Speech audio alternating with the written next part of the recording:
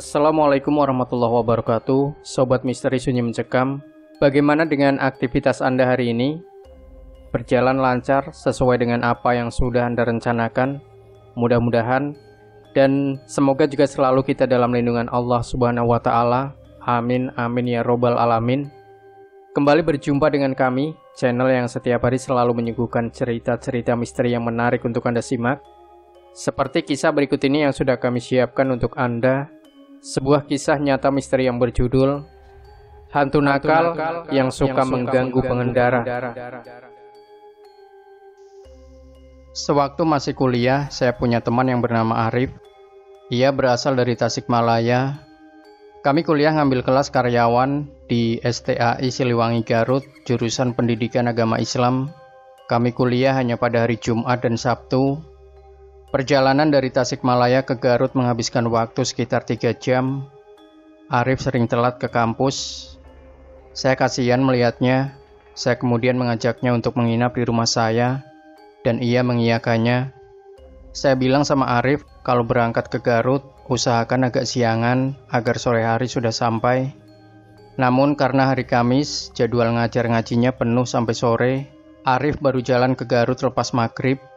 Saat itu saya ketakutan sendiri membayangkan Arif berangkat setelah maghrib, apalagi saat itu malam Jumat. Dia harus melewati jalan raya Leweng Tiis yang angker banget, di mana di jalan tersebut ada sesosok hantu yang paling terkenal di Garut, yaitu Nyai Gelis di Leweng Tiis, Nyai cantik di hutan dingin. Iya, orang di OTW lewat jalan anu biasa, aman. Ini saya mau OTW lewat jalan yang biasa, aman. Ditanya begitu saya bimbang, mau bilang aman, tapi di kawasan Leweng Tiis sering terjadi kecelakaan. Mau bilang gak aman sambil nyeritain hal-hal mistis, momennya kurang tepat. Apalagi Arif seorang guru ngaji. Dia pasti tersenyum saja kalau mendengar hal-hal mistis. Akhirnya saya balas begini, lewat jalan Limbangan saja kalau bisa, Rif. Saya bilang begitu karena untuk menuju ke tempat tinggal saya, Kecamatan Leles, ada 2 cara. Lewat Jalan Limbangan dan Leweng Tiis. Jalan Limbangan? Kan saya orang Tasik. Mana tahu jalan tersebut. Maksudnya aman dari begal nggak? Begal? Nggak ada begal, Rif. Ya sudah, saya berangkat. Hati-hati, Rif.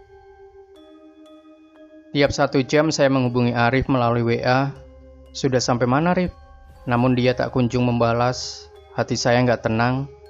Saya takut Arif mengalami kejadian yang gak mengenakan. Sudah lebih dari 3 jam, Arif masih saja gak ada kabar. Saya kemudian menyalakan motor, lalu menunggu Arif tepat di depan kampus. Kebetulan kampus STAI Siliwangi Garut dekat dengan rumah saya. Pukul 23 lebih, ponsel saya berbunyi. Arif menelpon. Saya ada di Masjid Uswatun Hasanah. Kata warga sini saya lagi ada di Nagrek. Waduh, Arif kok tiba-tiba ada di Nagrek? Pasti dapat gangguan dari Nyai Gelis di Leweng Tiis, pikir saya. Saya bergegas menyusul ke masjid yang Arif sebut. Dia bercerita kenapa bisa sampai di Nagrek. Menurut pengakuannya, Arif kalau mau berangkat kemana-mana ya gas aja. Dia nggak pernah menanyakan aman nggak. Saat bertanya seperti itu kepada saya, hatinya sudah setengah-setengah. Ditambah lagi orang tuanya sempat nggak mengizinkan. Tapi karena tiap hari Jumat selalu telat ke kampus dan sudah lama nggak mengikuti mata pelajaran Ulumul Hadis, dia pengen menginap di rumah saya. Dia merasa malu kepada Pak Gofar, dosen kami yang mengajar mata pelajaran tersebut. Di perjalanannya menuju rumah saya, Arif bilang bahwa dirinya sering melamun. Aneh ucapnya. Beberapa kali ke Garut, baru kali ini dia melewati jalan yang asing, sepi, dan tanpa rumah penduduk. Di jalan itu Arif melihat hutan yang lebat, luas dan dingin. Mendadak pikirannya kosong saja. Mengendarai motor pun gak konsentrasi. Meski sesekali membaca surah An-Nas, tapi melamun lagi. Terus saja begitu. Sewaktu masih di pesantren, Arif pernah meminta kepada guru ngajinya untuk dibukakan mata batin agar bisa melihat hal-hal gaib, tapi tak pernah bisa melihatnya. Nah, baru kali ini tanpa ia inginkan, meski sekilas di jalan yang sepi itu, melihat sesosok wanita berkebaya merah melayang tepat di depan kendaraannya. Wanita itu seolah mengikutinya dari belakang hingga Arif nggak sadar kalau kampusnya sudah dilewati dan tiba-tiba dia berada di Nagrek lalu masuk ke Masjid Uswatun Hasanah untuk melaksanakan sholat Isya. 3 tahun setelah kejadian yang menimpa Arif, tepatnya minggu kemarin, saya sempat ngobrol dengan salah satu warga kampung Leweng Tiis, namanya Mang Agus. Salah satu obrolan kami tentu saja soal Nyai Gelis di Leweng Tiis. Saya yang asli Kecamatan Leles malah nggak tahu pasti kisah aslinya gimana. Taunya banyak orang Leles bilang kalau kecelakaan yang sering terjadi di jalan Leweng Tiis itu karena ulah Nyai Gelis di Leweng Tiis. Nah, saya menceritakan dulu kepada Mang Agus, mengapa teman saya itu bisa tiba-tiba ada di jalur Nagrek. Dia menjawab, jalur itu ialah perbatasan Garut dan Bandung. Nyai Gelis di Leweng Tiis sering mengganggu pengendara motor yang gak konsentrasi dan terlalu pemberani. Gangguan yang diberikan Nyai Gelis di Leweng Tiis ada macam-macam, mulai dari mengolengkan kendaraan hingga membuat mata para pengendara menjadi gelap.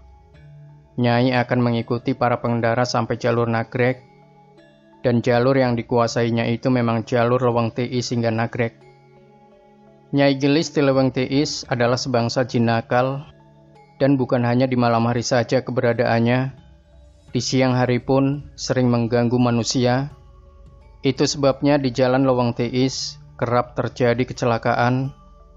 Dulunya, Nyai Gelis itu seorang kembang desa.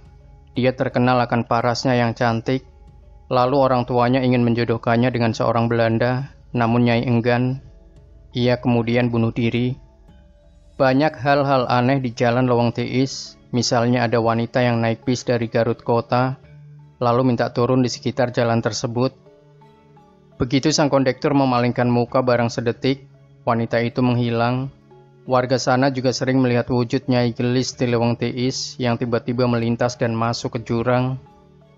Amanat dari Mang Agus kepada para pengendara adalah jangan melamun ketika melewati jalan Leweng Tiis, khususnya bagi orang luar Garut.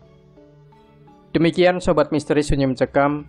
Jangan lupa berikan komentar Anda, like, share video ini, subscribe channel Sunyi Mencekam, dan kembali nantikan cerita-cerita misteri terbaru dari kami. Wassalamualaikum warahmatullahi wabarakatuh.